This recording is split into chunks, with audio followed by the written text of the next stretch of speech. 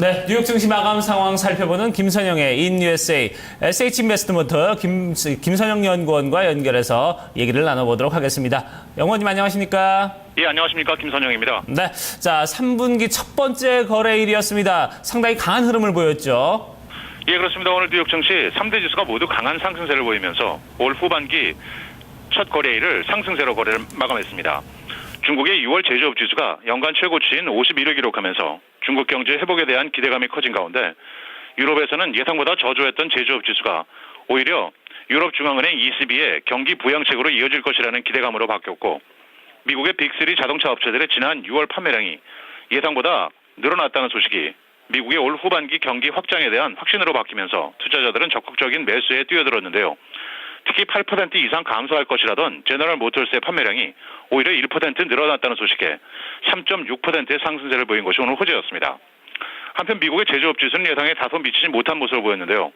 민간기관인 마켓이 발표한 제조업 PMI 지수는 57.3을 기록해 전망치였던 57.5를 다소 하회했고, 미 공급관리자협회 ISM의 제조업 지수는 55.3을 기록, 55.7이었던 전망에 미치지 못했지만 오늘 투자자들의 매수 의욕을 꺾지는 못했습니다.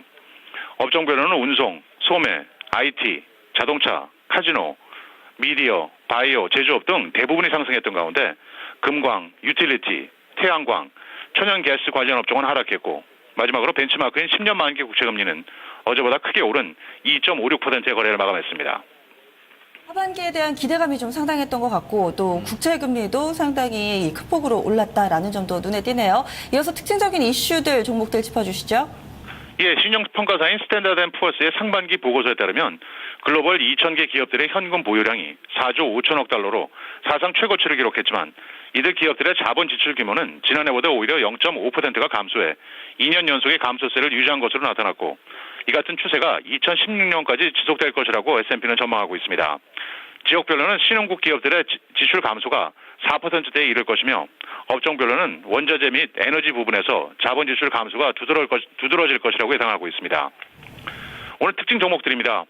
증권사 골드만삭스의 통신사업부 수장으로 지난해 SNS 업체 트위터의 기업 공개를 주도했던 앤토니 노토가 트위터의 새로운 CFO, 즉 재무 책임자로 임명됐다는 소식에 오늘 트위터가 2.6%의 상승세를 보였습니다. 지난달 마카오 지역의 카지노들의 매출 감소세가 예상보다 크지 않았다는 소식으로 관련 업체인 윈 리조트가 1.5%, 라스베가스 샌즈는 2% 각각 상승했고, 해외 매출이 예상보다 빠르게 증가할 것이라면서 골드만삭스가 투자 의견을 중립에서 매수로 높이는 한편 목표 주가를 기존의 450에서 550달러로 상향 조정했다는 소식에 온라인 기반 동영상 스트리밍 업체인 넷플릭스가 7.4% 크게 상승했습니다.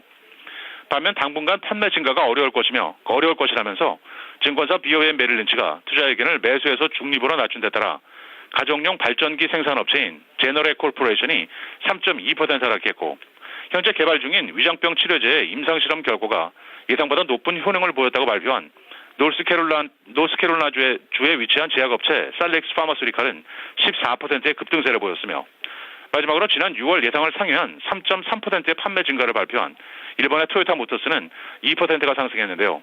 토요타는 6월 중 총 20만 1,714대 차량을 판매해 당초 2.7%가 증가하리라던 전망치를 상회했습니다.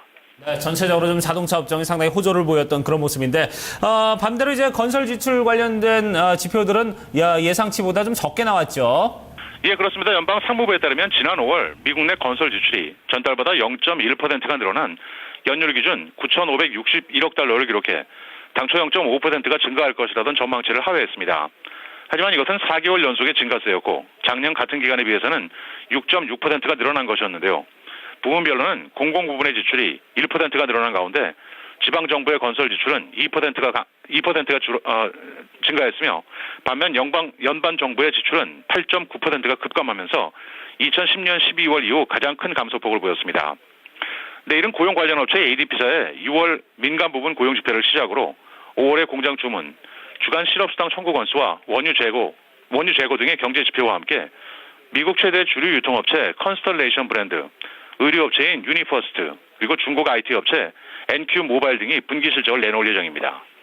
알겠습니다. 말씀 고맙습니다. 네, 고맙습니다. 네.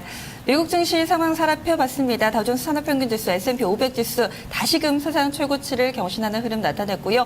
이 간밤에는 오르려는 의지가 상당히 강한 하루가 아니었나 싶습니다. 중국 쪽의 지표도 좋았고요. 이 미국 쪽의 지표 같은 경우는 다소 예상치를 하회하기는 했지만 여전히 기준선을 넘고 있다는 데 무게가 실리면서 하반기에 대한 기대감이 작용하는 하루였습니다. 네. 자, 이제 환율, 채권, 그리고 상품 시장 살펴보도록 하겠습니다.